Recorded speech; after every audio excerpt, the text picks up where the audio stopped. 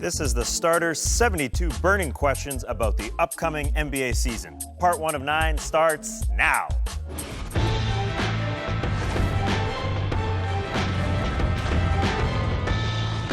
Good evening, Sweet World, and welcome to part 1 of the Starters NBA season preview. Whether you're listening to the podcast, catching us on NBA TV, we're very happy to have you. I'm J.E. Skeets, and alongside me, as always, it's Tas Melis. Let's get the season started already. To my right, it's the Starters blog editor, Trey Kirby. Hey-o! Hey-o! And finally, it's the Aussie, Lee Ellis. Lele. Lele, all right, on tonight's show, we are going to tackle 72 burning questions about the NBA. Not all 72 tonight. We're going to space this out. But there's going to be serious ones, like prediction-based ones, like Rookie of the Year, and a whole lot of fun ones, like who's your must-watch League Pass team. And as is the case with all of these questions, we're going to weigh in, but you got to do the same. Jump on Twitter, hashtag the Starters for all of your answers. Let's get to them. Again, not all 72 tonight, but we'll get to as many as we can here. The first one, guys, and I'm worried that everyone already has their answer, and it's pretty obvious. What was the best move of the NBA offseason? Yeah, let's start with the obvious one. The Cleveland Cavaliers go into the offseason. They get a 4-time MVP, Yeah. 2-time Finals MVP, going into his prime. Oh, yeah, and throw in a guy who's a 3-time All-Star who had 26 and 12 last year. Not bad. LeBron James and Kevin Love, I can't believe it. I've watched them in the preseason. They do play on the Cleveland Cavaliers, but I still can't believe it. Yeah. It's almost 3 months. It's more than 3 months when LeBron signed at the beginning of July. We were our first Las Vegas Summer League show, and we found out. I still couldn't believe it. I still can't believe it now. Yeah. And it's going to take them a while to get together. Watching them in the preseason, just like those Miami Heat in 2010, 2011, it's going to take them a while. And I'm personally really excited to see what David Blatt brings to the table, because everything you read in the preseason is that they're all about ball movement and sharing the ball, and that their offense is going to be a pleasure to watch. It's going to be a little bit like the Spurs. I feel like the ball just zipping around, but you also have the best player in the world among those guys. It should be really cool. But that's the question with this squad, is how long will it take a guy like Kyrie Irving and Kevin Love, who were the stars on their team and have been for a very long time in their basketball careers, to adapt with playing with LeBron James, as it took guys like Chris Bosh and Dwayne Wade. I mean, it's not as simple as, hey, we're a super team, here we go, we're going to win 65 games. No, this is a different situation for LeBron than when he went to Miami in 2010. He's already said this is Kyrie's team. He wants Kyrie to grow and to be... That's what he said. Yeah, do you really believe that? This is LeBron I think he James' does. team. No, I think he does, for the reasons that LeBron and the Miami Heat last year against the San Antonio Spurs ran out of gas. So I think LeBron this year is looking at more managing his body and managing his minutes, so that he's not running out of energy when it comes to the June and to the playoffs and maybe the finals. You don't think he's going to cramp up in this year? No, I don't. But Well, that's why he lost weight. He's definitely thinking about that. Kyrie's a young player. He's never had anywhere near this level of talent around him now. He wants this challenge. He wants to be the guy who steps up now and says, okay, I've got these other great players, but I'm still going to be the guy who runs this team's offense and leads this team forward. That's how good LeBron James is. He's playing his psychologist. He's playing Kyrie Irving's psychologist right now and saying, come on, man, this is your team. He's empowering him to be the best player that he can be. Yeah. And in 2010, they started at 9-8. The Miami Heat did. Right. It's easy to forget that. They went to 4 NBA Finals, but they started at 9-8. Yeah. And we all wanted to say, oh, this big three is just not going to work. Right. Well, these guys are going to stay slow, or going to start slow as well. I agree. Because Kevin Love has got to work it into, being that third guy. Because it is LeBron, Kyrie, and then Love. He's just standing out there in the preseason games. He's not touching the ball the same way. It's going to take him a while. Well, they've got some help coming in here, too. Sean Marion coming to the Cavs, and then a couple of LeBron's buddies following wherever he goes, and why not? Want to play with the best player in the world. You got Mike Miller, James Jones joining this team. It is the big three, the new big three in Kyrie, Love, and LeBron, but there is some pieces there, and I'm with you, Trey. I'm very excited to see what David Blatt is, especially that offense, and really can they sort of try and emulate the Spurs with that ball movement. Yeah, and it's really smart, I think, to bring in all these veterans on the bench, because when you look at their starting lineup, there's only two guys that have playoff experience. Irving, Waiters, and Love obviously haven't made it to the playoffs. You need guys that at least will be able to tell those guys, here's what we do in the playoffs. Here's how much things are going to get harder for us. And also, Sean Marion's a pretty key addition to them, because they don't have a great perimeter defender other than LeBron. They don't have a great defensive unit anyway. So Sean Marion coming over, he's there because they need... He's slipped, though. I know he has slipped, but he's better than basically anything else they've got, again, outside of LeBron. So. And especially with no real rim protection. No, that's guys the like problem. Andy, Tristan Thompson. I mean, they're going to be asked to do that, but you're right. A defender like Kyrie Irving, anyone can get past him. Any other point guard can get past him. So that's going to be a problem for them. They need someone who can come out and maybe take some of those minutes to help defend the other team's point guards. A little bonus question. This isn't an official question of the 72. Will LeBron James lose more weight than I will over the course of this season? Can he dip below the chiseled 135? Oh, will he lose more hair? Great question. Let's hope Really not. tough Burning. questions. All right. He gained some in the offseason, then lost it again. Forget, they sprayed it on for a little bit. Forget the Cavs, though. Forget the Cavs being the best move of the offseason there with LeBron and Kyrie, Love coming in. What's the next best move of the offseason? Well, a team Your that second everyone always overlooks. I'm looking at my man Lee Ellis here. The Memphis Grizzlies. Everyone always overlooks the Memphis Grizzlies. They went inside Vince Carter. I think it was a great move for them. They finally got a guy who can come off the bench and fire like Vince Carter can. You know, guys like O.J. Mayo and Jared Bayless, Mike Miller last year have been that guy, that sniper off their bench. Well, Vince Carter can fill it so well, better than all those guys. He shoots the ball and he just shoots it so well. He had 4.5 3-point attempts per game last year.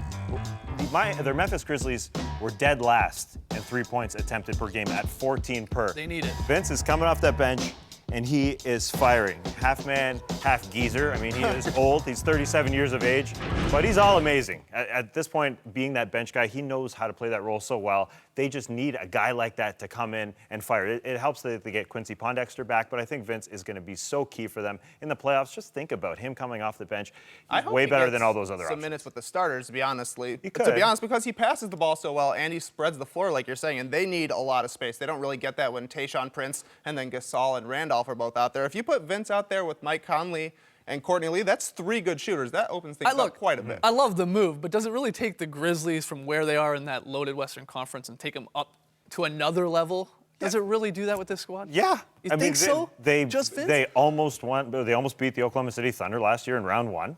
You don't think Vince could have put them over the top? I think, see. yeah, I mean, they're pegged at about 50 wins again, like they always are. And that's why I'm saying that they're being overlooked. Year in and year out, have they gotten any worse? Absolutely not. They're growing. They're getting better. I think they're going to make the playoffs once again. And they can knock off, yes. Well, we'll get to that. I know right. that. I told you overlooked Memphis. I know that's one of the questions. What about you, Trey, sort of a secondary or after the Cavs again? What's the best move of the offseason? To me, the Charlotte Hornets picking up Lance Stevenson is kind of a perfect fit. He is exactly what they needed. He's creative with the ball. He passes. He's got a higher ceiling than basically everybody else on their roster. He's the only guy that's going to, go off for 40 points. Al Jefferson can do it too, but it's a different sort of game when Al Jefferson's scoring 40 points. And the best part is he was super cheap, 3 years for $27 million.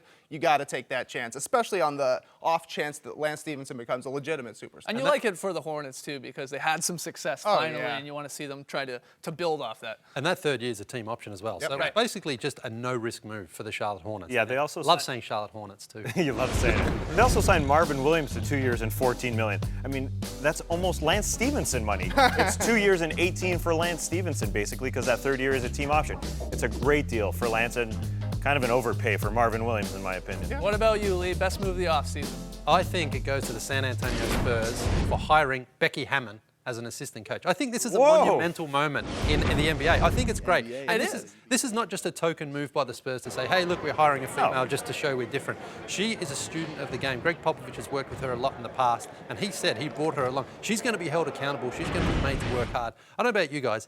I've had one female coach in all my life for playing basketball. I don't know what you've had through your careers, right? I've been playing forever. For a female to ascend to this position in the NBA, I think is huge. Yeah, hold on. What career? What basketball career do you have? Well, when I used to play. Your wife? What do you mean? Were you playing professional in some Australian league I didn't know about? No, when I played my very first league in under-12s, under-12 boys, I had a female coach, right? Yeah. I've never, ever had a female assistant coach or any other coach. So again, to see at the NBA, the best team in the NBA, hiring a female, I think is a fantastic moment in the definitely game. Cool. They don't stop. That team doesn't stop. They go and get a Tori Messina as well because they want another perspective, a worldly perspective as a European coach. They don't stop even though they win 60 And they games. bring back absolutely everyone Everybody, Spurs as well. Quickly here, I'm going to go for best move of the offseason again outside the Cavs and what they did. Pau Gasol coming to your Chicago Bulls there, Trey. This seems perfect on paper. The Chicago Bulls struggle to score the basketball. They need someone, and especially take that burden off a little bit off of Derrick Rose. I know Pau Gasol's getting up there in age, but you still look at even the numbers he put up last year.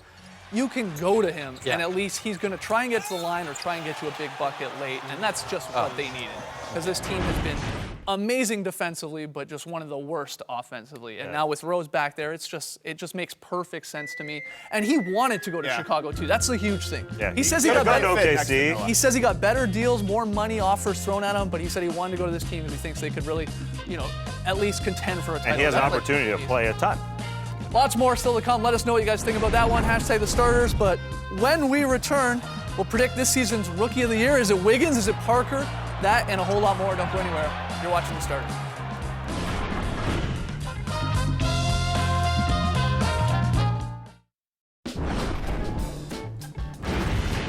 All right, welcome back to the starters, taking you through 72 burning questions about this upcoming NBA season. One question down, so let's get to the second one. It's right here, guys. It's a fun one.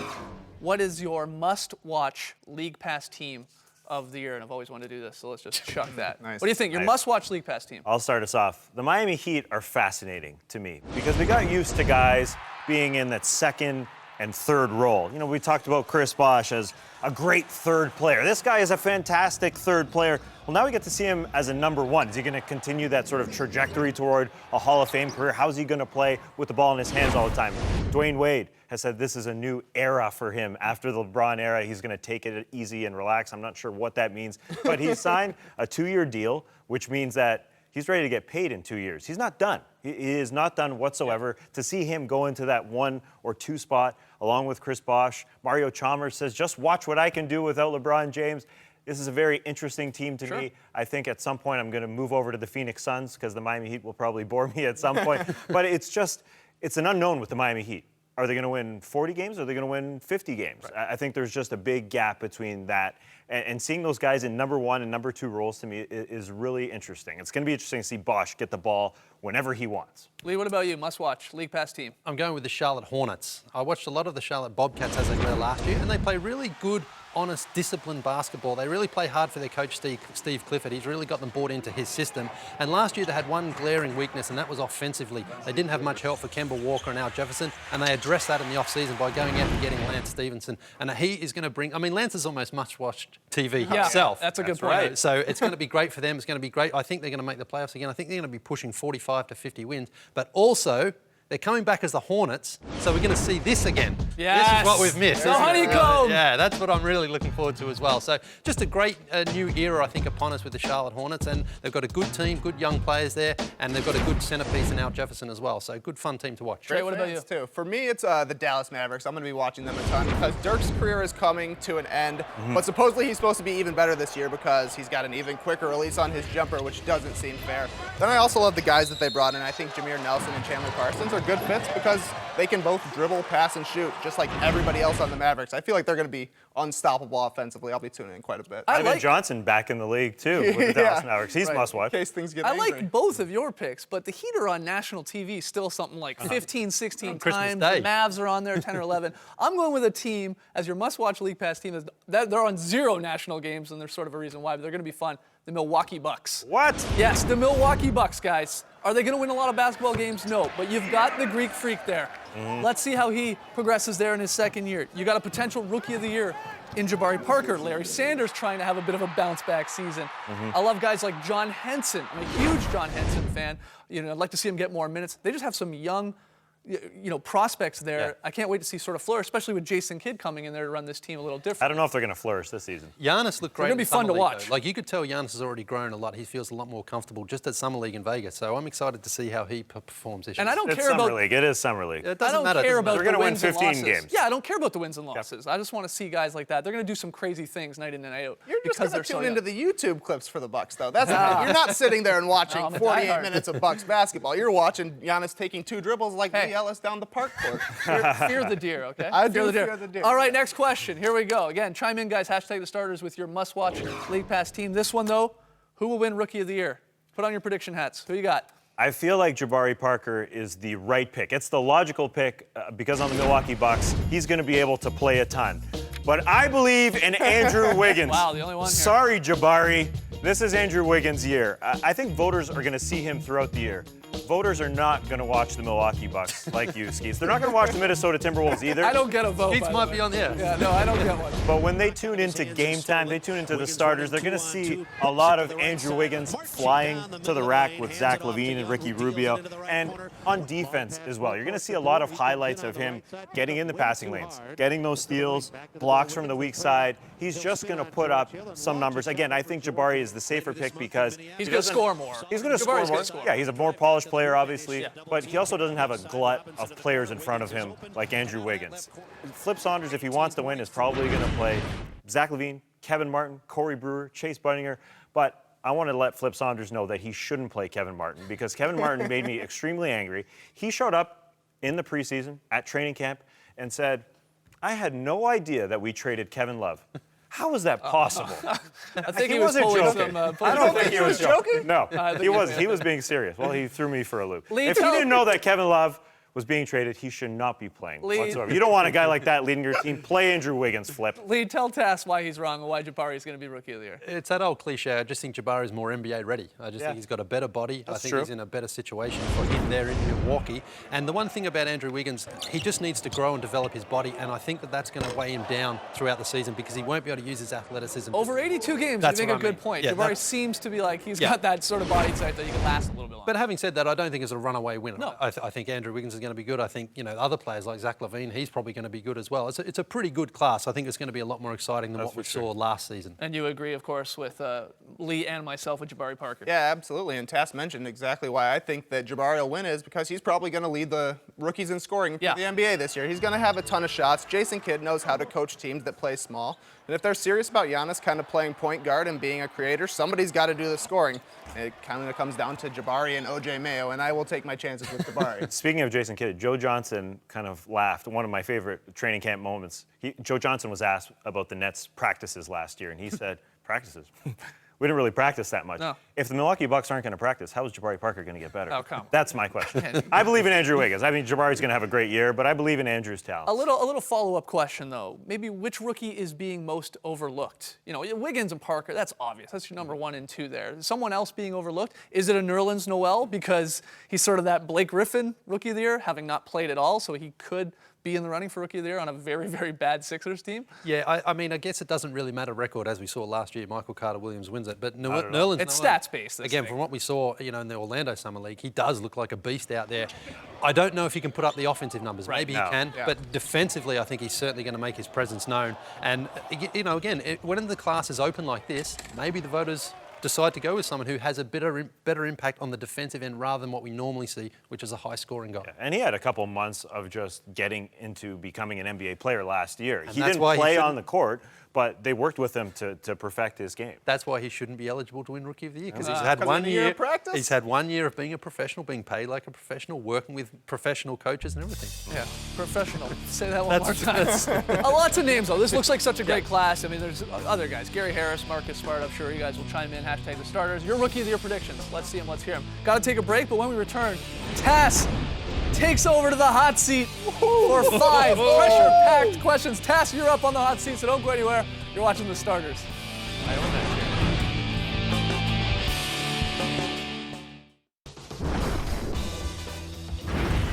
Welcome back to the starters NBA season preview. There he is. Tass Mellis has taken the hot seat. How hot is it, big guy?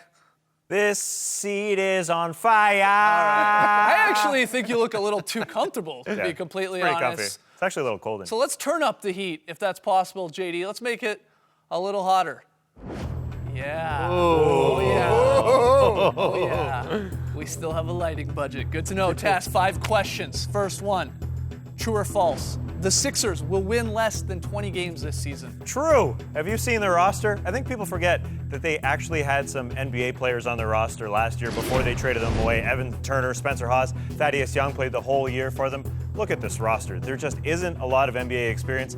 It's gotten so bad that KJ McDaniels, a second-round pick, a second-round rookie, has said, no, I don't want a long-term deal. I know I'm going to get paid after this year. I want a one-year deal because I'm going to play on this team. That's how bad they are. They're going to win 15 games, max. Next question. Bigger bounce-back season, Larry Sanders or Roy Hibbert? It's Larry Sanders. This man had a bad year. He's got a lot more to bounce back from than Roy Hibbert. Just to remind you, he got sidelined 25 games, injuring his thumb in a nightclub altercation when he went skating in that club in his big white loafers. That was a great TMZ clip. His season ended because of a broken orbital bone, probably the worst injury you can have, and a 5-game suspension for violating the NBA's drug policy. It goes on and on. The numbers were terrible. Roy Hibbert, he he was actually an all-star last year. I know the ending was bad, but Yeah. it wasn't terrible like Larry Sanders was. I expect Larry Sanders to bounce back. Question 3 here. Who will be the biggest name traded this season? It's going to be Rajon Rondo of the Boston Celtics. You believe it? It's going to happen. He doesn't have a future in Boston. And there's just so many teams with cap room, not just because of the new NBA TV deal, but even before that. Teams are just getting cap room, and they're going after the star players. So Rajon Rondo will have a lot of suitors. I think there's just going to be a lot of offers. Danny Ainge is going to make a move. Where do you think he's going? No idea. Perfect. Too hot. Don't worry about that one. Next Too one. hot to figure that out. You do have to answer this one. Which team will rattle off the league's longest winning streak this season? I'm gonna go with that Bulls. You gotta pick an Eastern Conference team, Okay. right? And in the West, there's just too much competition. Let's go with a team that has a defense to win some games, even when you're not shooting the ball well. And you go with the team that's gonna work their butts off and is deep. This team is so deep, and I'm gonna pick a number of 19 games. Okay, I was gonna ask It's you a that. great number. 19. Like the It's a great Spurs of number. last season in the Western Conference. All right. And Thank last you, one Dad. here. Last one, Tassie. The Suns' 3 highest paid players are all point guards. It's true. So they deserve a nickname. Give them a nickname. What do you got? The Suns trio should be nicknamed Guardians of the Galaxy. Okay. This is your wheelhouse right now, Tassie. They're all guards. Oh, wow. We have a crowd. They're all guards. They play for the Suns, which I'm told is a part of our galaxy. Right. And it was a great movie. Chris Pratt, you were great. And yeah, there might be some copyright issues, but who cares? Yeah, there probably Guardians is. of the Galaxy. All right, there it is. Tassie on the hot seat, knocking down 5 questions of the 72 burning questions, literally burning questions here for our season preview. One more break, but when we return, you, the fans, weigh in with your prediction of who will win Rookie of the Year. So come on back. You're watching The Starters.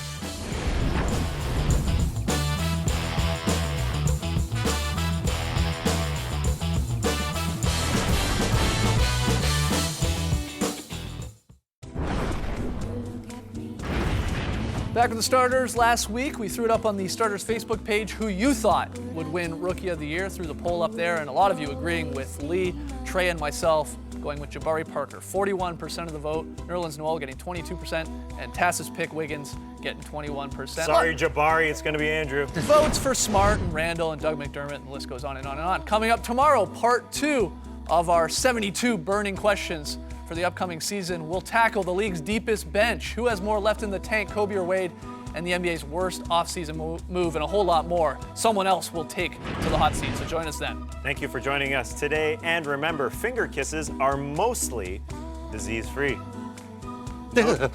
No disease for you. He had You're the good. chicken pox, you do know I that. did. Sorry, I've already had it. Brace the day, people. We'll see you tomorrow.